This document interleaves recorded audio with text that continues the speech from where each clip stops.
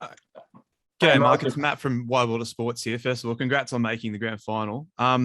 Just on a personal level for you, you obviously came to the club in 2018 and you've seen your role expand pretty much year on year and your game improve year on year. Just wondering if you might be able to just expand a bit on sort of that growth and sort of how proud you are of your own performances improving over the last couple of years. Yeah, I guess yeah, pretty happy as you said, with the improvement in my game. Before I come to this club, to be honest, I was probably a reserve grader. I spent sort of 5 seasons down in Canberra and didn't really get a run down there. And I decided to go down to Melbourne and try and improve as a football player. And, although I didn't sort of play many games down there, I definitely, felt like I had improved as a footy player and always, believed in my ability. I just, hadn't really got a crack. And from the first day I came here, I always felt like I found a bit of a home. And, I guess off field, I met my wife and recently had a kid and, just enjoyed footy and sort of, as I said at the start, just kept improving and kept working hard on my game and where I'm here now, where I am. So yeah, pretty happy. And mate, you guys have been in some absolute wars in the middle in those last couple of games against a very good Penrith pack and then a very good Manly pack. You guys came out on top in both of those. Just wondering what has really been the catalyst for this change that's seen you guys start to really dominate the middle over these last few weeks? Oh, look, to be honest, I think we've been pretty good as a forward pack all year, and we probably haven't got the raps, in the media and stuff like that, and that's fine. But we've always had a confidence in our ability, and we're pretty tight knit, forward pack, and we enjoy working hard for each other. We've spoken about it all year. For us to be successful as a footy team, we have to do a job in the middle. And, we've got too many good players in our spine and our outside backs to sort of not do the job because, if we don't do our job, then they can't do what they do and win us footy games. So, we know we sort of, again, we've got, a tough test this weekend. We play a very good Penrith forward pack. And just on them, so they've obviously gone through a massive, massive game there against the Storm. What did you see from them that sort of made you guys think about what you have to do? Would you think you have to do anything differently to what you did the first time around against them, or was it just business as usual once again?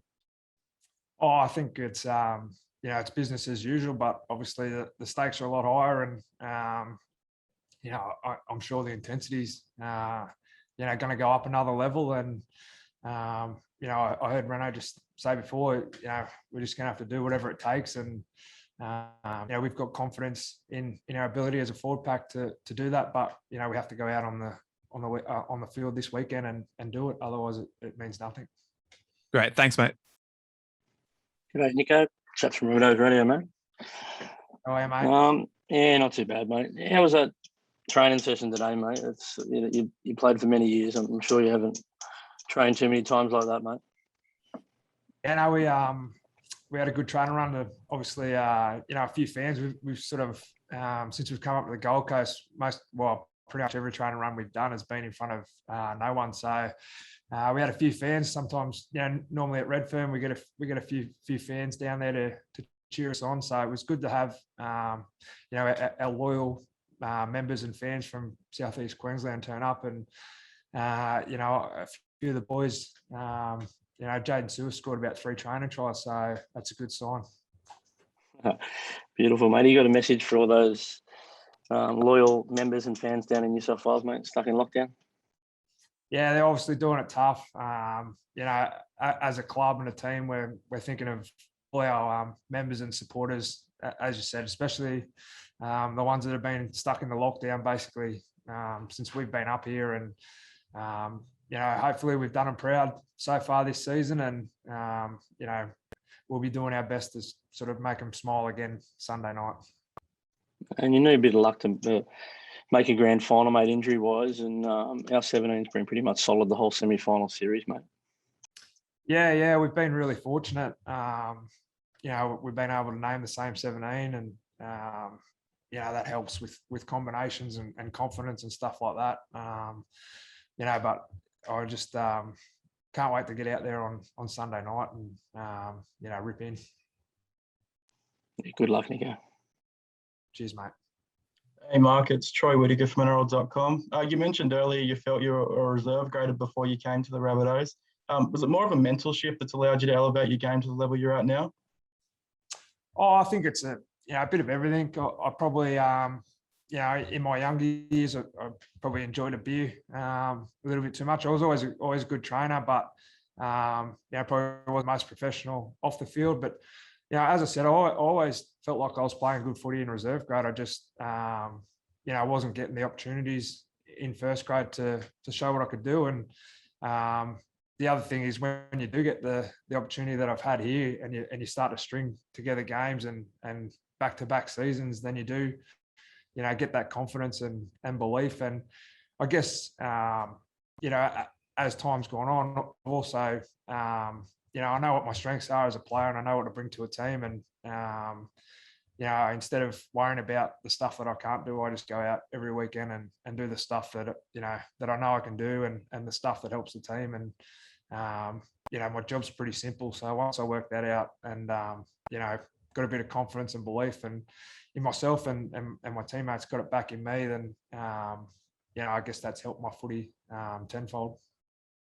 Were there times whether you doubted whether you'd be a full-time NRL player? Oh, yeah. Look, there was twice in my career I went nearly 2 years between NRL games. So there was certainly times there where I probably didn't, doubt my ability, but maybe doubted whether it was worth it. But at the end of the day, I sort of kept coming back to the fact I was doing what I wanted to do as a kid. I love playing footy, and if I wasn't playing NRL, I was going to go play Q Cup or New South Wales Cup or the highest level that I could, simply because I enjoy playing the game and enjoy being around my mates and stuff like that. So I never sort of doubted my ability, but there was definitely tough times, but I guess that makes it all worthwhile now. Mark, Dave Pogba from the Canberra Times. How are you? I know you sort of said last week what your strengths were. Is one of them, I guess, trying to minimise Nathan's room and space with the kick pressure? Sorry, mate, lost you at the end there. Can you? Well, just saying, how big is your role, I guess, in putting pressure on Nathan Cleary with his kicking game? Yeah, it's going to be important, for the whole team. But I guess, for us guys in the middle, generally we're at marker later in the set, so or at a defender. So yeah, it's important, for the whole team, I guess, to put kick pressure on him because he's probably the best in the game at doing it. And that'll help our back three, get the ball in the full and start our sets off well. And do you sort of take anything out of week one? Oh, belief. We got the job done, but at the end of the day, we know that they're going to come,